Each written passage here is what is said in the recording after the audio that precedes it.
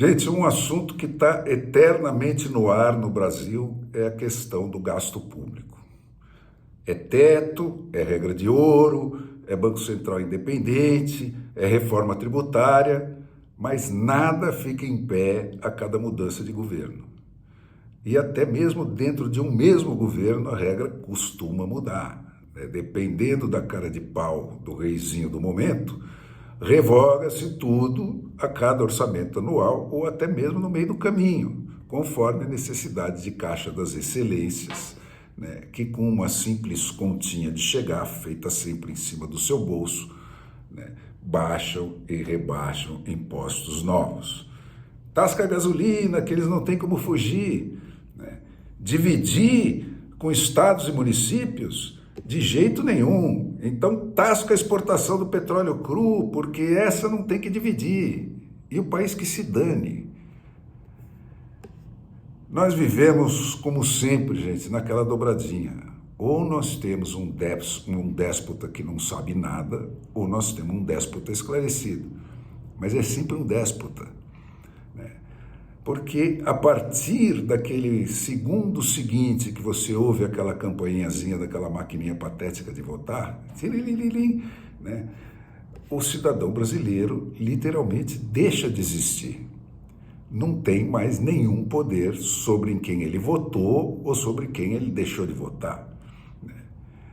E isso que eles chamam, enchem a boca para chamar de Estado Democrático de Direito, é tudo uma grossa falsificação para legalizar uma gigantesca falcatrua, onde de um lado está a galera que saltou ou que foi saltada para dentro da nau dos exploradores, e do outro, a nau dos explorados, né? Onde quem está numa tem todos os direitos, inclusive e principalmente aqueles que não estão inscritos, e quem está na outra não tem direito nenhum, inclusive aqueles que estão inscritos.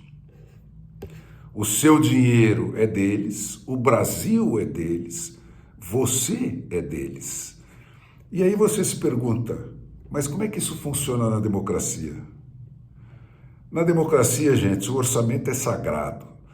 A principal função dos representantes eleitos do povo é aprovar ou não a proposta do governo para gastar o dinheiro dele.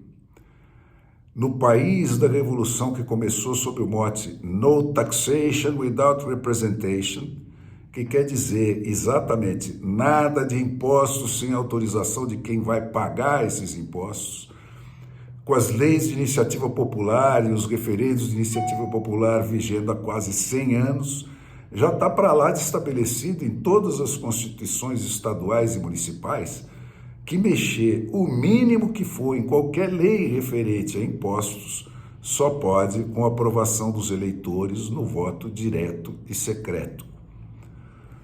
Os legisladores lá nem perdem mais tempo em aprovar qualquer coisa do gênero dos legislativos, porque ou isso já está formalmente posto fora da legalidade no seu estado, ou eles já sabem que vão tomar um referendo se fizerem isso.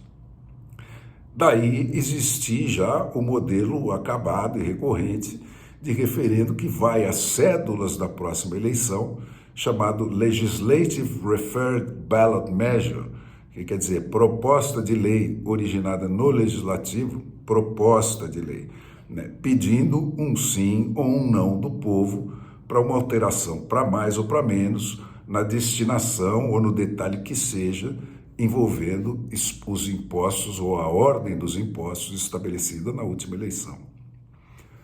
Fora dessa regra, algum investimento de emergência ou mudança pontual que se faça necessária no meio do caminho, é preciso emitir e votar um bond issue, que vai aprovar ou não a emissão de um título de dívida pública.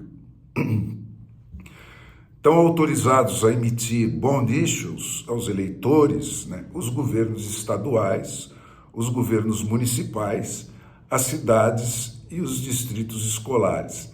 E emitir não, submeter aos eleitores um bond issue, né? O distrito escolar, como eu já expliquei diversas vezes aqui, é a menor célula dos sistemas de voto distrital puro que vigoram em todas as ex-colônias na Inglaterra, dos Estados Unidos ao Quênia, da Austrália à Índia. O distrito escolar corresponde a um bairro servido por uma escola pública. E essas escolas são feitas e mantidas com dinheiro do governo, mas são geridas por um comitê eleito de moradores do bairro, obrigatoriamente de moradores daquele bairro, e, portanto, tendencialmente pais de alunos, né? Que vão ficar encarregados de contratar o diretor dessa escola e aprovar os orçamentos e os planos anuais desse diretor. E é claro, como todo servidor público ou representante eleito do povo lá, também esses membros dos school boards, como eles chamam, estão sujeitos a recall a qualquer momento.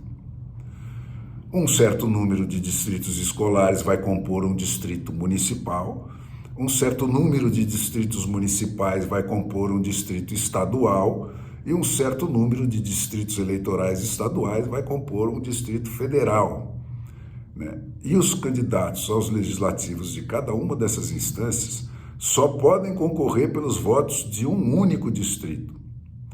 O representante de cada distrito é eleito por maioria simples e vai saber, portanto, pelo endereço, né, quem são cada um dos seus eleitores. E é aí que entra em cena o princípio da subsidiariedade, né, que é outro muito interessante das democracias. Uma obra ou um gasto público feito para atender um único bairro deve ser decidida e paga somente pelos habitantes desse bairro. Se ela for afetar mais que um bairro, ela deve ser decidida e paga somente pelos eleitores ou habitantes de um distrito municipal. E se ela for afetar mais de ou servir mais de um distrito municipal, ela deve ser decidida e paga pelos membros de um distrito eleitoral estadual. Um distrito escolar tem, portanto, a prerrogativa de propor aos seus eleitores uma reforma da escola ou a compra de novos computadores ou o que seja que não tenha entrado no último orçamento aprovado, né? Mas ela vai ter que apresentar um projeto, né, detalhado, com o seu orçamento, com o valor do empréstimo a ser tomado no mercado para financiar essa obra, com o prazo de pagamento e os juros que foram contratados para elas, e vai ter que sugerir também nesse projeto, não só quanto isso vai custar para cada habitante daquele distrito eleitoral, mas também uma forma de acerto dessa conta.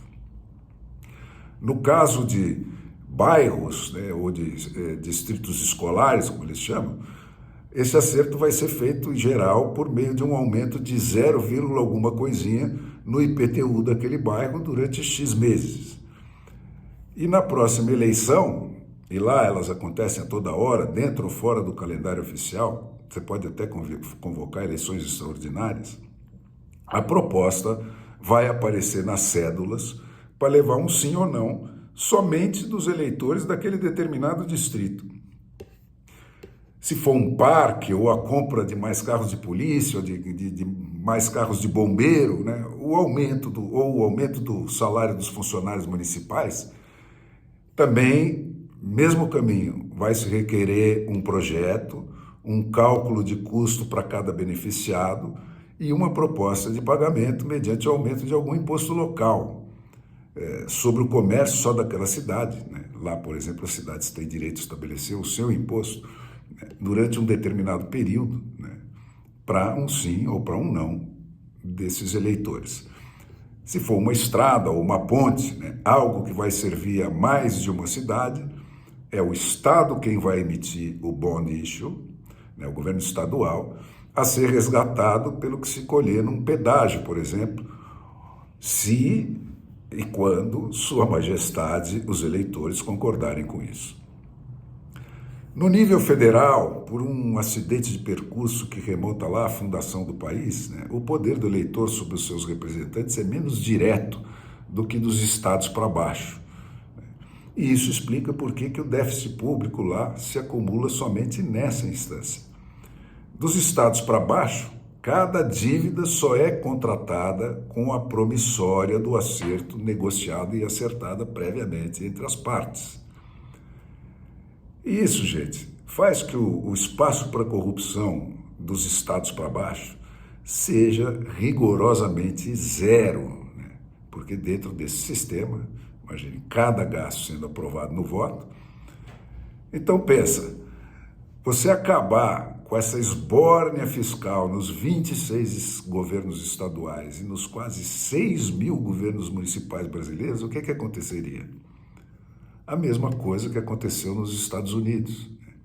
Eles ficaram o país mais rico do mundo e o seu povo passou a ser o mais bem servido do mundo por tudo que corre por conta do Estado, né?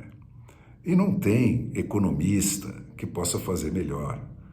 Lá não existe essa de um grupinho de iluminados fazer uma reforma tributária valendo para o Brasil continental inteiro, o que, convenhamos, em se tratando de um governo do PT, num país sem imprensa como anda o nosso, é sempre uma coisa muito mais perigosa do que dar um tiro de 38 na própria cabeça.